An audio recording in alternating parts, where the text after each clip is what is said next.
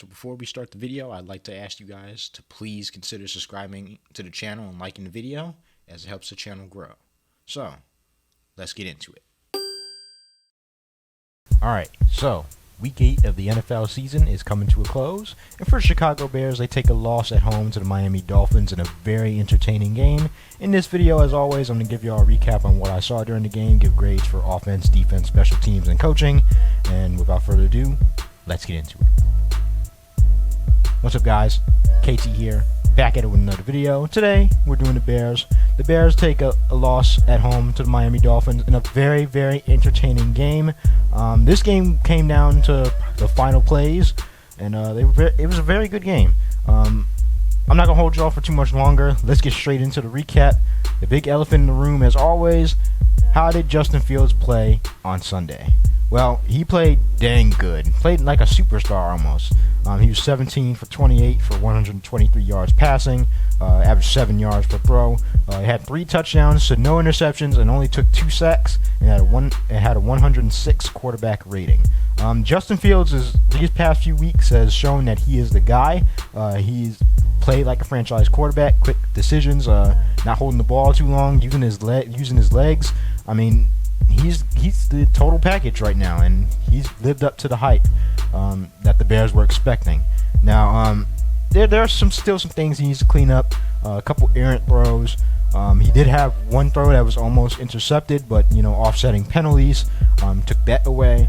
But overall, Fields, he's turned into a perfect, almost like a perfect dual threat quarterback. He's the prototypical dual threat quarterback. He can hurt you with his legs, he can hurt you with his arm. I've noticed that he's starting to stand in the pocket more and deliver strikes to these receivers. And it just seems like every time Fields touches the ball these past few weeks, the Bears have been scoring more and more.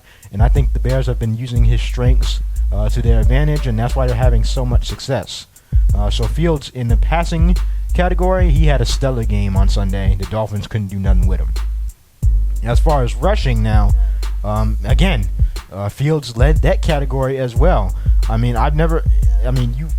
can never really recall a time where a quarterback can throw for 3 touchdowns, have a rushing touchdown, plus all these yards on the ground and through the air.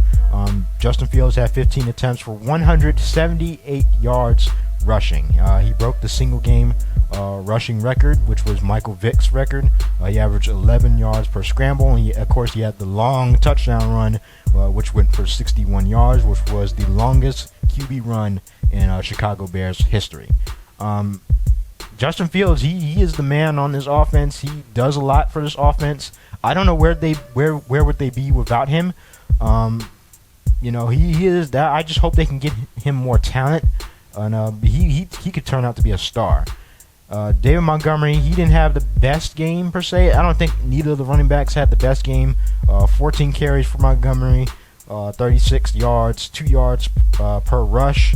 And he only had his longest run of the day was 8 yards. Again, for Khalil Herbert, his snaps went down. He only had 7 attempts for 23 yards, and he only averaged 3 yards per carry.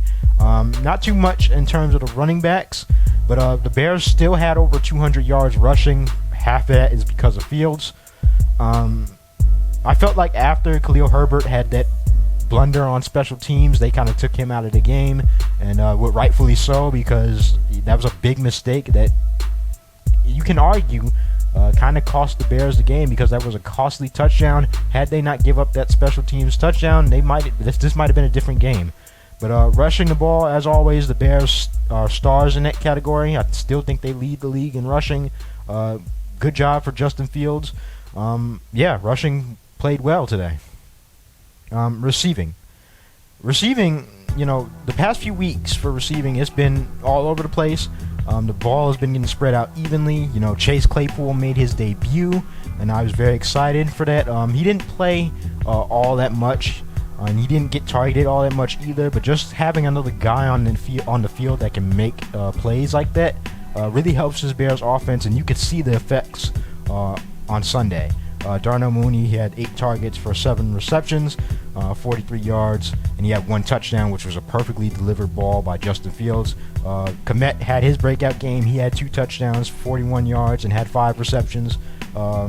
My main thing is that at the end of the game, I don't know how the refs missed this. This is the type of things I was talking about when the refs influenced the game. On the pretty much one of the last plays of the game, Chase Claypool was going up for a jump ball, and I think it was Javon Holland who had his arms wrapped around his waist so where he couldn't jump. That's clear defensive pass interference that the refs missed. It just felt like the refs missed every single call in terms of the Bears, because the Bears didn't have nothing to go their way. It seemed like every single penalty call was going the Dolphins' way, and that pass interference was one of those calls. But of course, the drop by St. Brown did not help either, and he did not play his best game. In fact, he barely played. So, maybe we need to start having a discussion on who will start in his place. I think N'Keal Harry is a good option right there. But once Claypool gets integrated into this offense, I feel like the receiving numbers will go up. But overall, I thought they played well on Sunday. They were able to get separation. Mooney gave Xavier Howard a nice little double move in the red zone to get that touchdown. So I feel like the Bears' passing game is getting up to speed. The past few weeks for them have been solid. Now, my main thing is this defense. This defense we knew it was going to be rough when Robert Quinn and Roquan Smith were gone. But yeah, it's rough. 35 points given up. It seemed like Tyreek Hill was open every single play. Nobody really played well on defense. I can say that later in the game, especially when the Bears needed to get stops, I felt like the defense did that. They gave their offense a chance to possess the ball 2 times. It's just the luck of the draw that the offense couldn't do anything with it, whether that be to the refs or drop passes. But overall, this defense for the entire first half of the game and even into that third quarter, they did not play well. Too many mistakes in coverage. The run defense is still sus, even though Miami didn't really run the ball like that. Again, Tyreek Hill. It's very difficult to cover those Miami Dolphins receivers with Jalen Waddle and Tyreek Hill. They're probably one of the best passing attacks in the league. But defense did not play well. Hopefully they can get better. They need some better talent on there. They need a bigger defensive line, better linebackers, and maybe one more corner, because when Kendall Vildor went out, things kind of got shaky. But overall, defense did not play well. They didn't even get a sack. So hopefully they can fix that. I think they have Detroit next. Hopefully they can fix this consecutive poor defensive performances. Special teams, I'm not going to spend too much time on them. The block punt will tell you all you need to know. But Cairo Santos, as always, 1 field goal, and he had 3 extra points. Now, for the grades, I'm going to give the offense an A+. They did their job. 32 points on the board.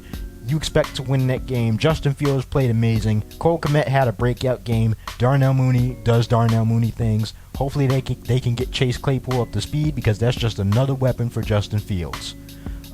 Defense, I'm going to give them a C-. I felt like they played better going into that fourth quarter. They gave their offense a chance to possess the ball when it mattered.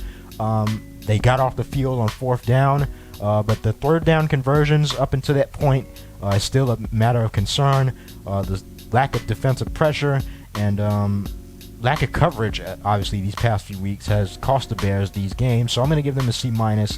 Special teams, they're going to get probably, I would say, a D, because of the block punt that turned into a score.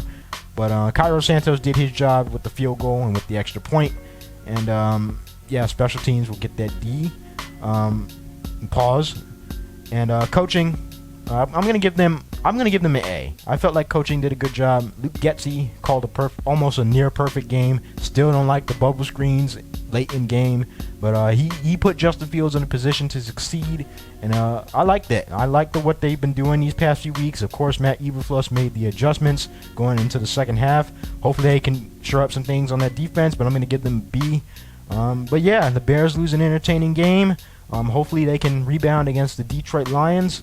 But I'm going to get up out of here. Thank you guys for watching. If you enjoyed the video, please consider subscribing to the channel and liking the videos. It helps the channel grow. Hit that notification bell so you get notified every time I drop one of these Bears recap videos. Leave your comment in the comment section. Follow me on social media. I'm out. Bear down. Peace.